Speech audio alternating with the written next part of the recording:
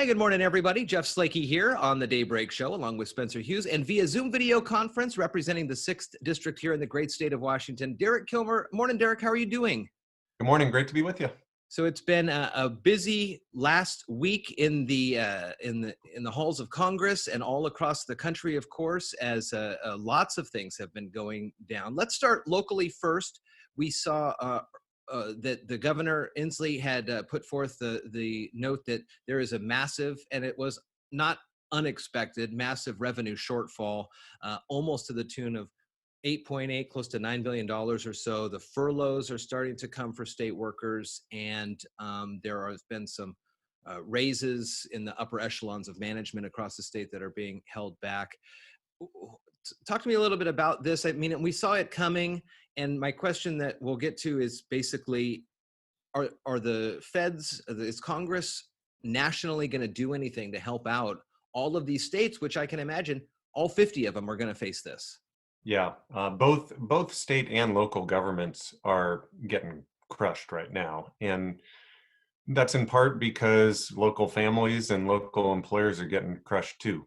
We've seen, as a consequence of this virus, the economy was put into sort of a medically induced coma. And even as we start to turn the dial on reopening, unfortunately, the economic projections are that we're going to see prolonged high unemployment. According to the Congressional Budget Office, not just double-digit unemployment through 2020, but through 2021 as well, unless the federal government takes further action. And part of the reason you see that prolonged expectation of high unemployment is not just the private sector job loss that we've seen from local employers shutting down. It's now the kind of second wave of this, as states and school districts and local governments and community colleges look at layoffs. So the House, to directly answer your question, the House has already passed a bill called the HEROES Act. And it's called the HEROES Act because if you think about who gets funded by state and local government, it's educators, it's at the local level, firefighters and hospital workers in our public hospital districts. And it's, in my view, really important to make sure that we don't see a massive job loss that could also lead to the erosion of services and turn what is a recession into either a prolonged recession or even a depression. So the HEROES Act provides assistance to state government, to local government, would help sort of backfill those lost revenues. So far, it has not gotten much traction in the United States Senate. Senator McConnell has said, well, we don't want to bail out states that were profligate spenders before this. I think it's important to acknowledge that's not what the HEROES Act does. The HEROES Act simply tries to make up for the losses caused by this virus. The state of Washington, to its credit, left Olympia this year with a $3 billion rainy day fund. But the problem is it's not just raining, it's pouring. Yeah. And that's where the federal support, I think, is really important. When you talk to congressional delegation in the House from Kentucky, are they having conversations with Senator McConnell about this? Because it does appear that he's the leader of the Senate and he can bring forth the bills at his discretion. But there is such an impact in the rural communities in Washington, as I'm sure the rural communities in Kentucky. I mean, he has to be hearing from the House side of the delegation, whether or not they fully supported the HEROES Act or not. It feels like this legislation is something that needs to at least be discussed.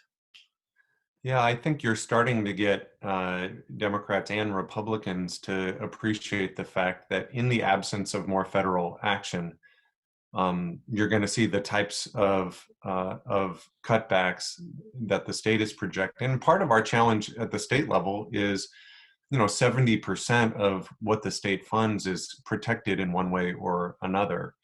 It's and the biggest chunk of that, thankfully, is K-12, which much of K-12 funding is constitutionally protected. Unfortunately, not all of it is. So you see communities in the district I represent where teachers are getting pink slipped right now. And that's why I have a sense of urgency about this. In the absence of action by the Senate, what we're going to see is, Senator McConnell has said, well, let's just wait and see. But the problem is, our local school districts can't wait. And as you saw in the announcement from the governor this week, state government can't wait. And so you're seeing layoffs, you're seeing furloughs, you're seeing cutbacks. In the city of Tacoma, almost 3 weeks ago, they laid off more than 250 people, and that's 250 people now who won't have stable employment. And so there are real ramifications of that to our economy. You heard the chair of the Fed just this week say, Congress needs to take action on this, and that's not to your point, it's not a blue area thing or a red area thing. It's a everywhere thing. There's really the economic impacts of this don't discriminate by your party preference. And so I just think it's really important, particularly in rural communities where, the county and state government and the school districts are the largest employers. And I would also add to that our hospitals. And they're all really hurting right now. And so the HEROES Act both directs some assistance to state and local government, also provides some additional help to hospitals. I did a call last week with the leaders of the hospitals throughout our region. And without exception, they're really underwater right now. And they're asking for the Senate to take action. And frankly, they can't wait. One of the things that rolls through the Senate is the confirmation of Supreme Court justices. And we saw not only two major pieces of decisions by them regarding LGBTQ, as well as the Dreamers Act and the DACA recipients. Do you have your response on both of those and the other issues that came from the court this last week? Yeah, well, I'll speak to the two big cases that got the most attention. I think it was an important finding by the court that people can't be discriminated against based on who they are or who they love, and saying that in matters of employment, someone can't be fired because of their sexual orientation and their gender identity. I think that's actually really important. Now, that court decision is important. Having said that, there's legislation that has passed the House, also waiting for action in the Senate, called the Equality Act, that goes beyond just employment discrimination, but also looks at things like housing and credit and things that, thankfully, in the state of Washington, with bipartisan support, the state of Washington provided those protections in our state's civil rights laws. But that's not the law of the land throughout our country, and that's why I think the Equality Act is still important, even though the Supreme Court found that there should be protections in matters of employment. I think that there's still value in passing the Equality Act. The other decision related to the DACA program, which is focused on young people who came here through no choice of their own, through no fault of their own, and are really Americans in every way except on paper. And the DACA program was set up to basically provide them with the ability to continue to live here without fear of deportation. These young people had to meet certain requirements for that to happen. And unfortunately, early in his tenure, President Trump pulled the plug on that program. And I will tell you, I have regularly met with DACA recipients who are also called Dreamers. And one, they have some amazing stories, and two, it's heartbreaking to hear them say, I met with a group of young people in Tacoma on Martin Luther King Day, and one said, I came here as a little kid, I was a toddler, and if the government wants to deport me, where do they want to send me? Because I don't know anybody anyplace else. And so that's a fear that has been over the shoulder of a lot of these young people. And so the Supreme Court decision, I think, was important to lift that cloud and lift that threat. Again, though, I think this is an example of an area where Congress can take action too. Again, you saw the House pass last year a bill called the Dream and Promise Act, which would make that just the law of the land, so that young people who are brought here through no choice of their own, through no fault of their own, who meet the requirements under the DACA program, would be able to both stay without threat of deportation and could be put on a pathway to permanent legal status and to citizenship. And that got bipartisan support in the House. Again, an example of something that's waiting for action in the Senate. And again, I hope that that we can see that become law, so that this is just the permanent law of the land. It seems that it helps the case if pieces of legislation are brought up simultaneously in both chambers. There's been a lot of movement in policing. I know you have the Policing Act that you are working on in the House. We've seen some work on that too on the Senate side. Senator Scott on the Republican side has been in the forefront of the GOP there, putting forth their ideas. Senators Booker and Harris also have another plan that they're working on. First, how have you taken to all the peaceful protests and the different marches and things, and the movement that we've seen quickly, at least with cities and states? And then let's go to what you've been working on. Yeah. What's interesting, one of the experiences I've had over just the last week or two, I was on a call with some of my colleagues, and we were joined by my colleague John Lewis, who is a civil rights icon. We haven't heard from him in a bit because unfortunately he's battling cancer. And he came onto the call and he said, in one sense, that he'd been crying a lot lately. He said, it's really hard to see when you see what happened to George Floyd, the murder of George Floyd, to Breonna Taylor, to Ahmaud Arbery.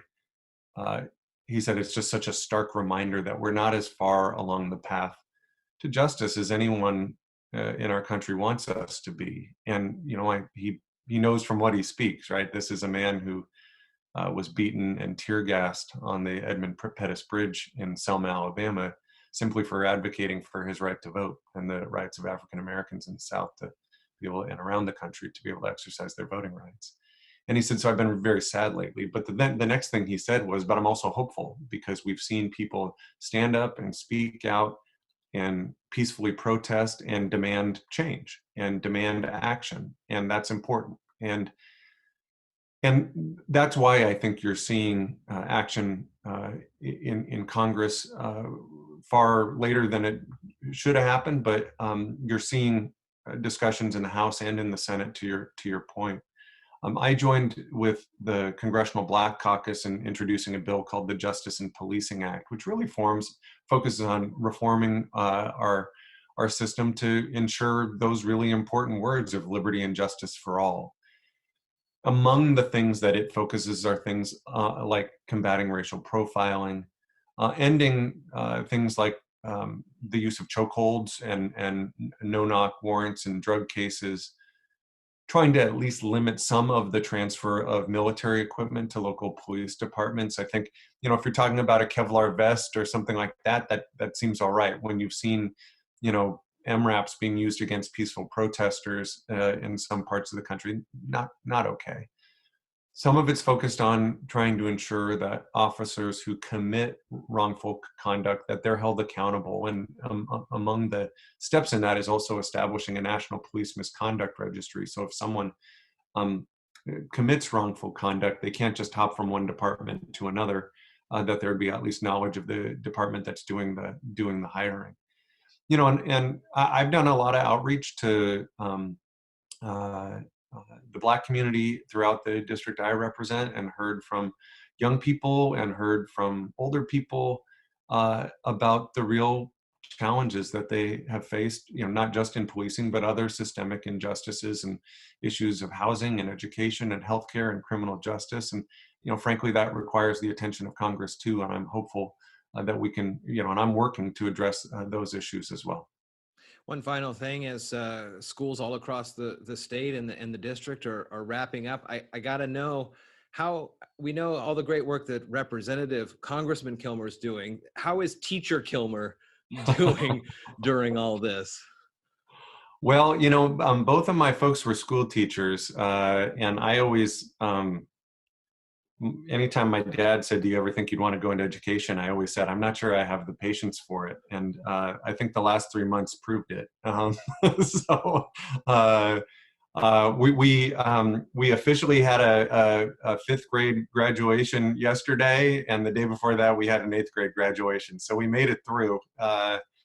And I'm proud of my kiddos, and frankly, I'm proud of all the kiddos out there. This has been a really challenging time, and uh, obviously a strain on families and on our kids. And I'm going to be speaking next week with the head of our superintendent of public instruction to talk about, okay, what does reopening look like next fall, and how can the federal government make sure that happens?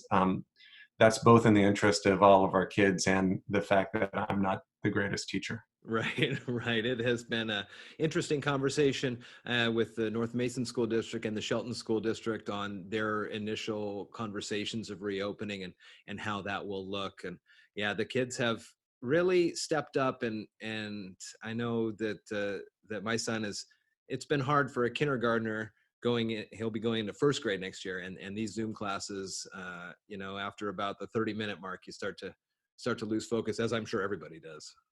Yeah, no, I think I used to complain about my kids spending too much time in front of screens, and then when the schooling has to happen in front of screens, it's Right. like, well, I do feel for our kids, and at least from what I've seen from them and from some of their buddies in school, I think they're stepping up big time, and Yeah. I'm really proud of them. U.S. Congressman Derek Kilmer, proudly and great representative of the 6th District here in the great state of Washington. Always good to catch up with you. And when you've got more great bills and legislation you're working on, co-sponsoring, let me know. We'll get you on and talk about it. You bet. Thanks. Take care, Thank everybody. you. Have a good one.